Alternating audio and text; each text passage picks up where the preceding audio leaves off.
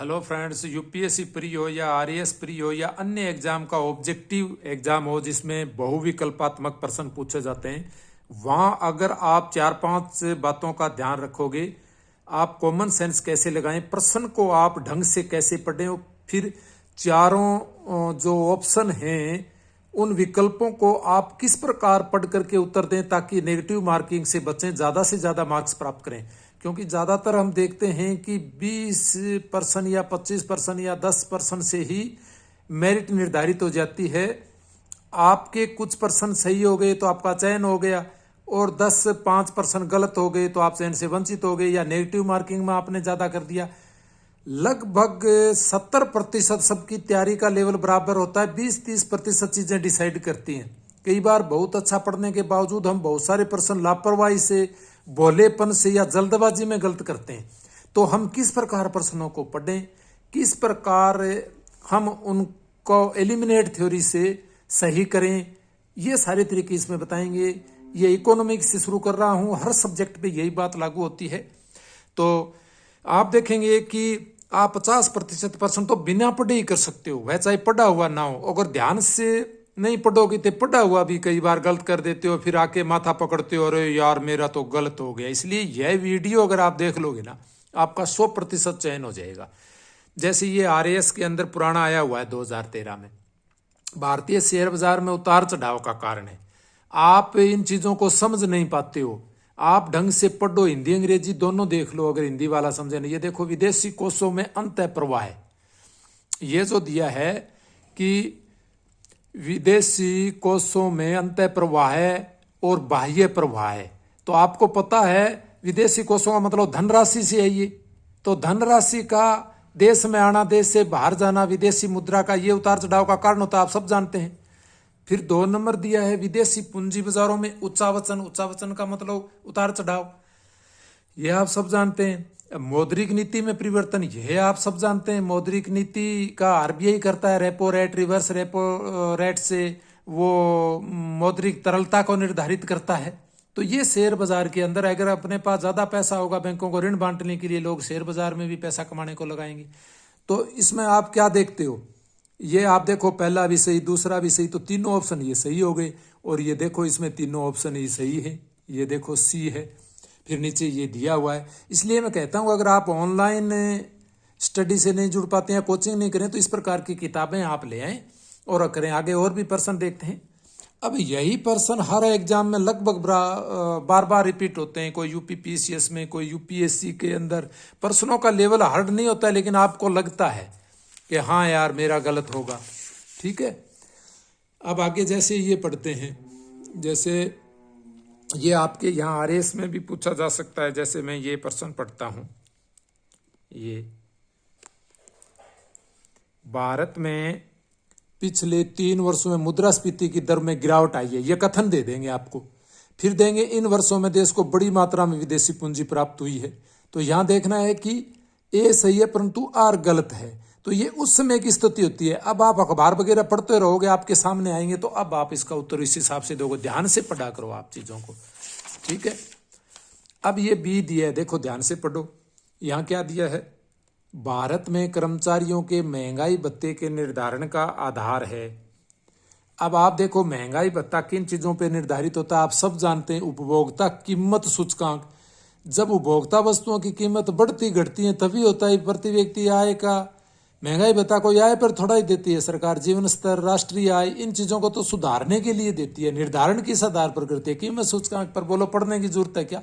बहुत सारे प्रश्न आपको पढ़ने की जरूरत नहीं है किताबों में, यहाँ ढंग से पढ़ने की जरूरत है। ये ट्रिक आपको कोई नहीं बताएगा, मैं दावे के साथ कहता हूँ। और ये अगर आपने जान लिया ना, आप सब कर दोगे, ठीक है। अब ये प्रश्न पूछ लिए जाते हैं कई बार, निम्न में से कौन सा गलत है, ये चारों दे देंगे। IW का होता है इंडस्ट्रियल वर्कर्स, ए का होता है एग्रीकल्चर लेबर, CPI का consumer price index rural labour, CPI UNME का होता है अर्बन नॉन मैनुअल एम्प्लॉयज। तो ये पढ़ोगे तो आपके ये ध्यान में रहेंगे, ठीक है। ये हर बार इस प्रकार के प्रश्न पूछे भी जाते हैं, ठीक है। अब ये देखो, निम्नलिखित उपभोक्ता मूल्य सूचकांकों पर ध्यान केंद्रित कीजिए, ये प्रश्न दिया है। ये आरएस में भी आ सकता है, रिपीट होते हैं बहुत सारे प्रश्न। तरीका पैटर्न, ये प्रश्न रिपीट हो कोई जरूरी नहीं, इसी से संबंधित घुमा फिरा के एक ज्यादा कम ज्यादा कर देंगे। एग्जामिनर क्या करते हैं, जो विषय से संबंधित प्रश्न तैयार करते हैं उनके दिमाग में वही चीजें फीडबैक रहती हैं, ड्राफ्टिंग वही रहती है। आप किसी इकोनॉमिक्स प्रोफेसर से क्वेश्चन बनवाओगे, चाहे एमपीपीसीएस का बनवाए, चाहे यूपीएससी का बनवाए, चाहे आरएएस का फर्स्ट ग्रेड का, तो वो क्या करता है, उसके माइंड में ड्राफ्टिंग तो क्वेश्चन की ऐसे ही होती है, वो उपभोक्ता मूल्य सूचकांक पर बनाएगा।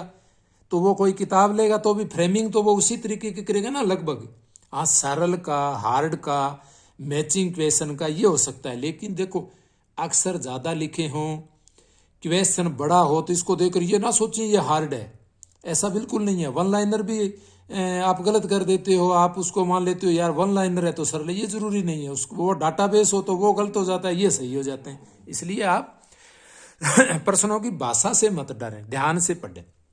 जैसे ये उपभोक्ता मूल्य सूचकांक, अब कुछ लोग कहते हैं सर ये इस तरह के अटपटे शब्द आए थे इकोनॉमिक्स में। उपभोक्ता आप सब समझते हो, मूल्य सूचकांक उपभोक्ता मूल्य के बारे में जानकारी देने वाला। ये देखो ये क्या है, उपर्युक्त सूचकांकों में से कौन सा केंद्रीय सांख्यिकी संगठन जो सेंट्रल स्टैटिस्टिकल ऑर्गेनाइजेशन द्वारा संकलित किया जाता है या किए जाते हैं। अब आप कहो सर किया जाता है, किए जाते हैं पूछा इसलिए सारे हैं, ये कोई जरूरी नहीं है। देखो इसमें केवल 4 सही है। कैसे? औद्योगिक श्रमिकों उपभोक्ता मूल्य सूचकांक, और कृषि श्रमिकों के लिए उपभोक्ता, ग्रामीण श्रमिकों के लिए, शहरी गैर श्रम कर्मचारियों के लिए। तो ये कह रहा है कि सीएसओ द्वारा, केंद्रीय संगठन द्वारा संकलित किया जाता है कौन सा, शहरी गैर श्रम कर्मचारी उपभोक्ता मूल्य सूचकांक। ये सी इसमें सही दिया है। क्यों? औद्योगिक श्रमिकों के लिए उपभोक्ता मूल्य सूचकांक, कृषि श्रमिकों के लिए उपभोक्ता मूल्य सूचकांक और ग्रामीण श्रमिकों के लिए उपभोक्ता मूल्य सूचकांक श्रम एवं रोजगार मंत्रालय के अधीन कार्य करने वाली श्रम ब्यूरो द्वारा संकलित किए जाते हैं। ये जानना आपके लिए बहुत जरूरी है। ये देखो ये श्रमिकों से संबंधित ये जो है ना, ये गैर श्रम है। ये मतलब श्रमिकों के अलावा जो कर्मचारियों के लिए शहरी, उनके लिए करता है सीएसओ। और ये जो श्रमिकों से संबंधित श्रम ब्यूरो द्वारा संकलित किया जाता है, ये आपको ध्यान होना चाहिए। जबकि शहरी गैर कर्मचारियों उपभोक्ता मूल्य सूचकांक केंद्रीय सांख्यिकी संगठन द्वारा तैयार किया जाता है। तो कहने का मतलब ध्यान से आपको पढ़ना है। ये एक आपको सबसे अलग दिखेगा। देखो ये सारे श्रमिकों के लिए, ये गैर श्रम के लिए है। तो ये क्या हो गया, ये 4 नंबर सही हो गया। प्रश्न को आप ध्यान से पढ़ो, ये वेरी इंपॉर्टेंट है। ठीक है, अब आगे आओ आप। अब ये आपको, ये जरूरी नहीं है कि आईएएस में पूछा हो तो आपके आरएएस में ना पूछे, क्योंकि इकोनॉमिक्स के वही प्रोफेसर्स और पर्सन बनाते हैं, तो वो कई बार आईएएस में भी आते हैं और आरएएस में। देखो वित्तीय निवेशों के विशिष्ट व्यवहार में मंदड़िया शब्द, बियर शब्द द्योतक है। जैसे भालू, तो आलसी होता है भालू, आप सबको पता है, तो फिर देखने की जरूरत ही नहीं है। ये देखो यहाँ बढ़ने वाली कंपनी, ये सब सारे शुरू में देखते ही आपके आ जाएगा। उस निवेशक का जो ये महसूस करता है कि अमुक प्रतिभूति की कीमत गिरने वाली है, तो वो क्या मंदड़ी हो गई, मंदी का ही मतलब ये हो गया, आप समझ गए। ये देखो तो इस तरह ध्यान से पढ़ना, इसलिए तो मैं बता रहा हूँ। यहाँ देखो निम्नलिखित में से कौन बाजार, शेयर बाजार में कौन स्टोर, ये नहीं है। शेयर बाजार में स्टोरिया कोई नहीं है। तेजड़िया, मंदड़िया, स्टैग, दलाल। शेयर बाजार में निम्न प्रकार की सट्टेबाजी गतिविधियां संलिग्न है। देखो बुल वो सांड को चित्रा हुआ है ना, अखबार में आता है, जहाँ शेयर मार्केट का तेजड़िया होता है, बियर का मंदड़िया, लैमडक और स्टैग। ठीक है, मतलब ये टूटी स्टैग, सींग फैलाना मतलब वृद्धि होना, इस प्रकार से ये चीजें दी है। ये 4 होते हैं। ठीक है, शेयर बाजार में। दलाल तो क्या है, एक व्यक्ति के रूप में होता है। ठीक है, ये स्टोरिया नहीं है, ये स्टोरिये होते हैं। ये तेजड़िया, मंदड़िया, स्टैग, ये दलाल स्ट्रीट है। ये सभी दलाल होते हैं, दलालों के प्रकार हैं। ठीक है ना, सट्टेबाजी गतिविधियां इनको बोलते हैं। और इनसाइड ट्रेडिंग संबंधित है शेयर बाजार से, आपको पता है। ये घुड़सवार, इनका कोई मतलब ही नहीं है, ये आपको थोड़ा सा पढ़ लेना है। फिर आगे और क्वेश्चन लेते हैं। 1-2 क्वेश्चन से बात नहीं बनेगी। आप कहोगे सर 1-2 क्वेश्चन मैंने देख लिया, बस अब मैं कर दूंगा। ठीक है, ये समिति सारी पढ़ के जाओ। 2011 में सूक्ष्म वित्त संचय माइक्रो फाइनेंस इंस्टीट्यूशन निम्नलिखित में से किसकी सिफारिश पर स्थापित किए गए थे? मालेगांव समिति। माले को मतलब माल, मालेगांव, गांव में छोटी छोटी पूंजी हुआ है माइक्रो, तो माले गांव माने गांव में जो माल है उस पर जो संस्थाएं बनेंगी तो माइक्रो ही बनेंगी। तो इस प्रकार से आप चीज़ों को एसोसिएट करके पढ़ोगे, समितियों के नाम कभी नहीं भूलोगे, एक बार पढ़ने की जरूरत है। ये भी आरएएस में आया है देखो, और एमपीपीएस में आया प्रश्न। देखो देखो एग्जामिनर का माइंडसेट समझते हो ना, ये चीज़ उसने उठाई है तो यहाँ भी आता है, यहाँ आता है। अब आपको पता है कि राजनीति से संबंधित प्रश्न आएंगे, राज्यपाल से तो सभी जगह वैसे ही आएंगे लगभग, थोड़ा फेरबदल हो सकता है। देखो हाल ही में प्रस्तुत एम नरसिम्हन समिति का प्रतिवेदन किस विषय पर है, तो समितियों से संबंधित प्रश्न सारे आते हैं। देखो यहाँ भी पूछा गया एमपीपी पीसीएस में और आरएएस में भी, आरपीएससी में भी। अब यहाँ बैंकिंग सुधार है, देखो नरसिम्हन समिति है वो बैंकिंग सुधार से संबंधित, आप सबको पता है। अंतर्राष्ट्रीय व्यापार में आपने कभी सुना क्या इस समिति का नाम? कर लगाने से संबंधित आपने नहीं सुना, मूल्य रचना से नहीं।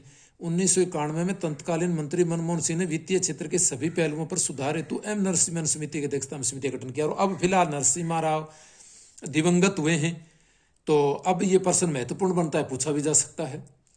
अध्यक्षता में समिति का गठन, हालांकि पेपर बन गए हैं आरएएस के, तो अन्य एग्जाम्स की बात कर रहा हूँ। पुनः बैंकिंग सुधार के लिए द्वितीय नरसिम्हन समिति का गठन किया, जो ऑपरेशन सुधारने को सरकार को अपनी रिपोर्ट सौंप। तो ये है, ठीक है ना। तो ये आपको नरसिम्हन समिति आगे और पूछा है, देखो तीनों जगह। अब आप कहोगे नरसिम्हन समिति का संबंध, अब ये हर एक जगह पूछा जाता है। नरसिम्हन समिति या 3 एग्जाम्स में आया, एक प्रश्न इस प्रकार रिपीट होते हैं। ये आपको सिनेरियो जब आपको पता लग जाएगा ना, फिर आपको कहीं दिक्कत नहीं होगी, मैं कहता हूँ। आगे और प्रश्न में लेता हूँ, साथ में आपके प्रश्न तैयार हो रहे हैं, साथ में आपको पता चल रहा है किस प्रकार अपने को ध्यान देना है, ठीक है।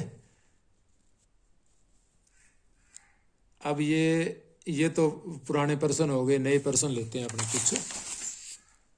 अब देखो ये कार्यप्रिय आ गया, डी कौन सा कार्य नहीं है? भारतीय रिजर्व बैंक का साख नियंत्रण, आपको पता है साख का मतलब पैसा, धन पैसा, वित्त का नियंत्रण। अनुसूचित वर्ग में कोई शिखर संस्था, ये भी आपको पता है, मौद्रिक नीति का निर्माण करती है। साख सृजन, साख का सृजन ये नहीं करता है, नियंत्रण करता है, ठीक है ना। साख सृजन इसका काम नहीं है, इसका काम तो इन सब का रेगुलेशन करना है, ठीक है। साख सृजन तो सरकार करती है, 500 का नोट बंद कर दिया, चला दिया, 2000 का, ये कौन करती है आपको पता है? मौद्रीकरण मोदी जी ने घोषणा की। तो आपको कॉमन सेंस लगाना है, ध्यान से पढ़ना है इस पर्सन को। जब ध्यान से पढ़ोगे ना, एक बार 10 सेकंड फालतू लगेगा, आपको बार बार इस पे नहीं आना पड़ेगा। आपको निशान लगा के छोड़ दोगे एक बार, फिर देखोगे, फिर टाइम वेस्ट होगा। इसलिए शुरू में ही ध्यान से पढ़ो, ये भी तरीका है। देखो साख सृजन का कार्य वाणिज्यिक बैंकों के द्वारा किया जाता है, जबकि शेष दिए कार्य रिजर्व बैंक करता है। हाँ, ये थोड़ा सा आपको, साख क्रिएशन का कार्य सरकार का भी है, वाणिज्यिक बैंकों का है। क्रिएशन का मतलब लोगों को धन उपलब्ध कराता है ये, ठीक है। सृजन करता है उसका, लोगों को पैसा लोगों से लेता है, तो वह उसका सृजन ही हुआ ना। और सरकार वाला जो मैंने बताया, वो मुद्रा की अनुमति प्रदान करना, सरकार को नोट छापना, वो चीज़ करती है, मौद्रीकरण करती है सरकार, ठीक है। साख का सृजन, यहाँ देखो ये नीचे दिया है, ये हो गया, ये आपको पढ़ लेना है। फिर देखो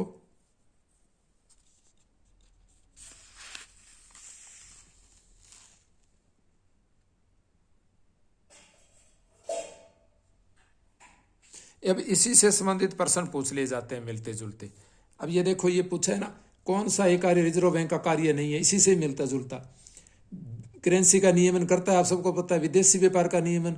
अब देखो रिजर्व बैंक का व्यापार से क्या नियम है भाई, ये तो कट हो ही गया, ये तो देखते ही आगे पढ़ने की जरूरत ही नहीं है। तो इस तरह से आप अपने आप को ज़्यादा इस तरह से मतलब जल्दबाजी में, हड़बड़ाहट में नहीं रखना है, ध्यान से पढ़ना है आपको, ठीक है। इस प्रकार चीज़ें सही होगी। अब कई बार इस तरह के प्रश्न भी आते हैं, आप कहोगे सॉरी ये तो बहुत हार्ड नहीं है, ये सबसे सरल है। देखो जब भारतीय रिजर्व बैंक साविधिक नकदी अनुपात, स्टैट्यूटरी लिक्विडिटी रेशियो होता है, एसएलआर बोलते हैं। साविधिक मतलब नियमानुसार, नकदी का मतलब होता है अनुपात, मात्रा में, मतलब बैंकों को एक निश्चित मात्रा के अंदर धन का नकदी रखनी पड़ती है अपने पास, इसको बोलते हैं। ये 50 आधार अंक कम कर देता है को, इनको मतलब कम कर दे बेसिक पॉइंट। तो निम्नलिखित में क्या होने की संभावना है? अगर कम कर देगा मतलब क्या हुआ भी, बैंकों को वो एसएलआर है वो कम रखना पड़ेगा, पैसा अपने पास के सुरक्षित रखते हैं बैंक जो पैसा अपने पास नकदी के रूप में। तो क्या होगा, वो कम कर देता है तो फिर बैंक कम ऋण दे पाएगा, तो क्या होगी? देखो भारत की जीडीपी की प्रबलता से बढ़ेगी, नहीं बढ़ेगी। जीडीपी कैसे बढ़ेगी, क्या होने की संभावना? ये तो नहीं होगी, क्योंकि पैसा बाजार में आएगा नहीं, बैंकों के पास नकदी अनुपात है, कम कर देता है, रेशियो का, इनमें से क्या होने की संभावना होती है? सी, वाणिज्य बैंक अपने उधार देने की दर को घटा देते हैं, ये देखो सी, अनुसूचित वाणिज्य बैंक अपने उधार देने की दर को घटा देते हैं। भारतीय जीडीपी विकास दर प्रबलता से बढ़ेगी, इसका कोई फर्क नहीं पड़ेगा, ठीक है। साविधिक नकदी अनुपात, स्टैट्यूटरी लिक्विडिटी रेशियो, एसएलआर बोलते हैं इसको, लिक्विडिटी रेशियो एसएलआर।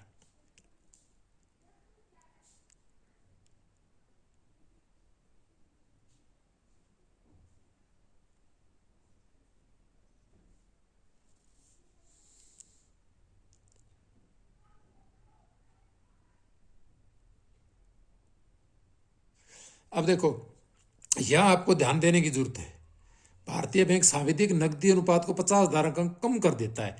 कम का मतलब पहले बैंकों को रखना पड़ता था भी अपने पास नगद के रूप में रखेंगे, लोगों को नहीं बांटेंगे वो, जैसे 50 अंक का कम, पहले 100 रुपये रखने पड़ते थे, अब 50 अंक कम कर देता है, मतलब अब 50 ही रखने पड़ेंगे अपने पास नगद के रूप में सुरक्षित, बाकी वो लोगों को बांट सकते हैं। तो 50 रुपये बैंक के पास और आ गए ना, ठीक है।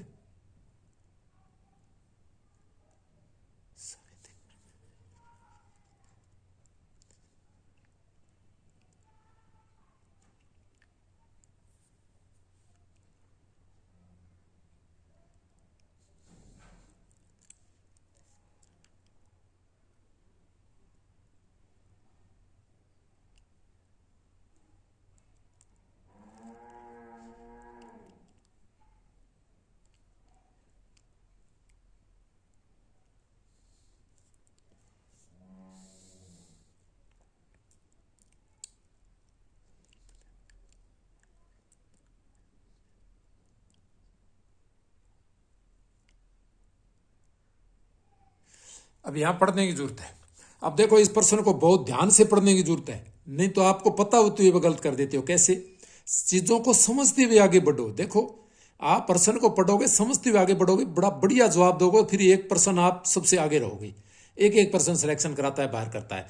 जब भारतीय रिजर्व बैंक सांविधिक नकदी अनुपात, स्टैट्यूटरी लिक्विडिटी रेशो, सबसे पहले तो यह जानना आपके लिए जरूरी होता है कि ये एसएलआर क्या होता है। ये देखो, प्रत्येक बैंक अपनी मांग और सावधि जमाओं का कुछ प्रतिशत भाग, जैसा रिजर्व बैंक निर्धारित करता है, नगद, स्वर्ण या मान्यता प्राप्त स्वीकृत प्रतिभूतियों, विदेशी परिसंपत्तियों के रूप में अपने पास रखना अनिवार्य है।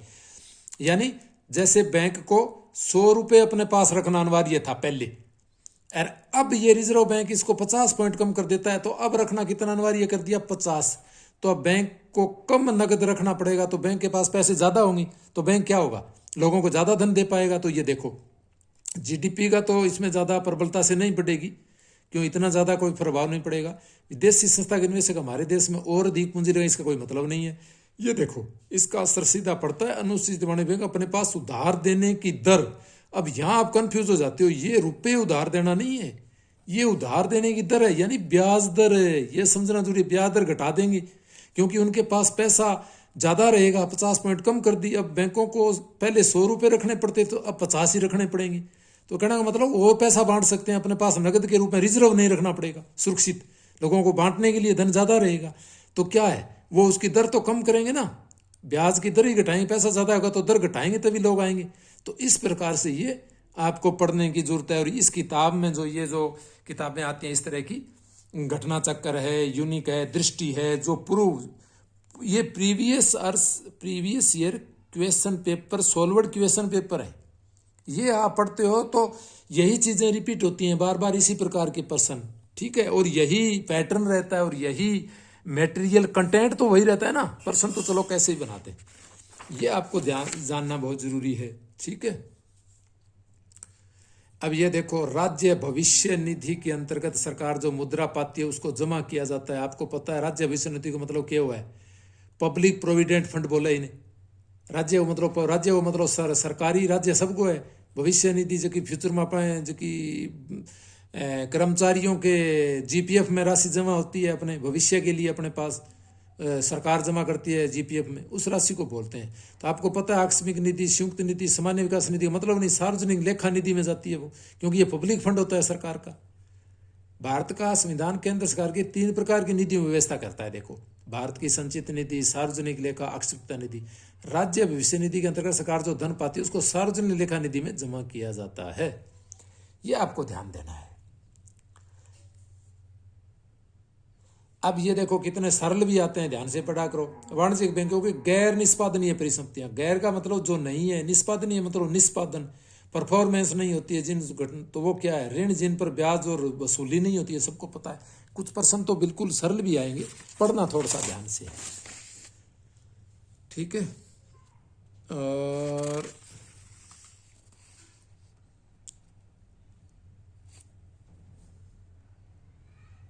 अब यहां आपको देखने की जरूरत है।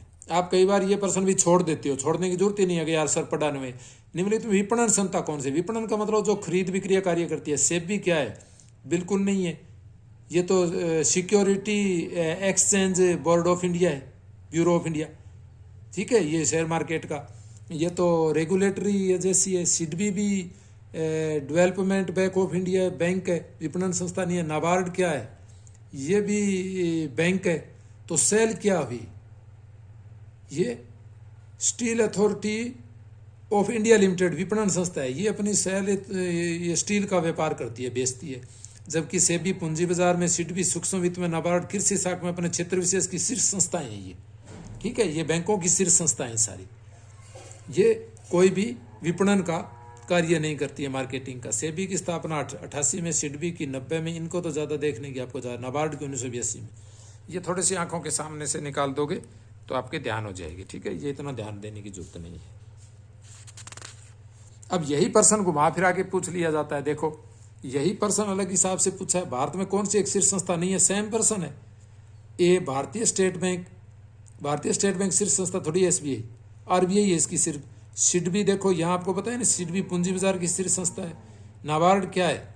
यहाँ बताया, नाबार्ड कृषि साख देने वाली, कृषि के लिए वित्त उपलब्ध कराना। नाबार्ड सस्ती दर पर ऋण उपलब्ध कराती है। राज्य सहकारी बैंक, राज्य सहकारी बैंक जो अपेक्स बैंक बोलते हैं, कोऑपरेटिव बैंक्स, वो शीर्ष संस्था है। तो ये क्या है? भारतीय स्टेट बैंक नहीं है। एसबीआई तो एक बैंक है, सिर्फ एक बैंक है, जो बहुत सारे स्टेट बैंक हैं, ठीक है। इन सब की, इन स्टेट बैंक से, इनकी तो शीर्ष संस्था आरबीआई है। तो ये ध्यान से पढ़ना है थोड़ा सा। अब ज़्यादा समय आपका नहीं लेंगे, ये लगभग हो गया। इस प्रकार के प्रश्न आते हैं।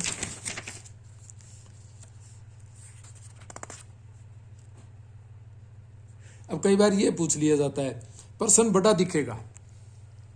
देखो, कई बार प्रश्न बड़ा दिखता है और हम देखते हैं कि कई बार हम ऐसे करते हैं, प्रश्न बड़ा दिखता है और हम उसको छोड़ देते हैं। ये देखो, इतना बड़ा बड़ा लिखा, हम देखें यार कौन समय। आप ध्यान से पढ़ोगे, सबसे सरल होता है। देखो, किसी बैंक और गैर वित्तीय संस्था, एक तो बैंक होता है और एक बैंक के अलावा जो वित्तीय संस्था है, उस बीच अंतर पूछा इसने। देखो, बैंक अपने ग्राहकों के साथ सीधा व्यवहार करता है, जबकि गैर वित्तीय संस्था बैंकों और सरकार के साथ आदान प्रदान करती है।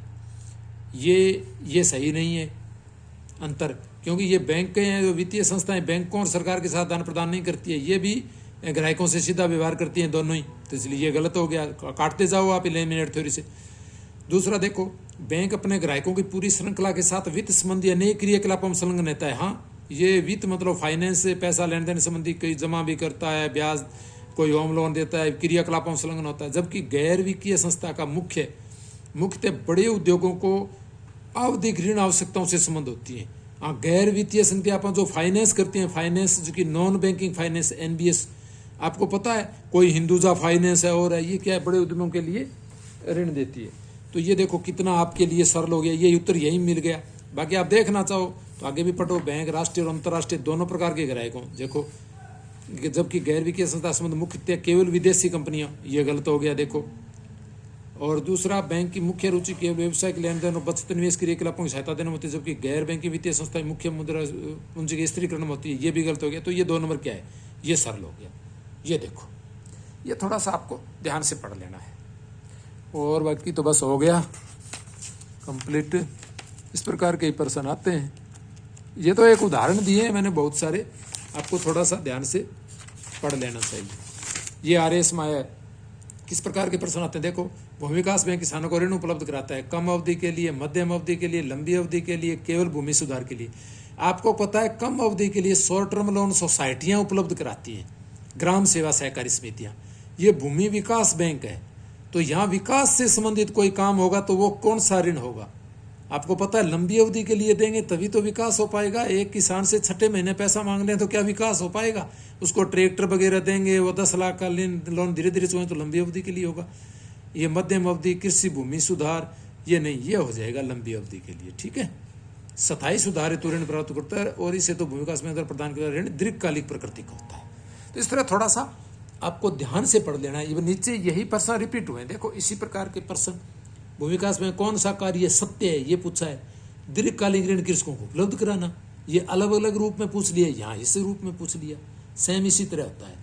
अब यहाँ इस तरह पूछ लिया, देखो ये अलग चेंज कर देता है प्रश्न। नकल, पीछे की नकल करते हैं, पेपर बनते हैं तो प्रोफेसर नकल करते हैं। देखो निम्न में से कौन सा बैंक कृषि हेतु दीर्घकालीन ऋण देता है? भूमि विकास बैंक। इसको घुमा फिरा दिया एक ही प्रश्न को, तो ये आपको ध्यान से देना है, एक ही प्रश्न को कितनी जगह घुमाया फिराया है, देखो।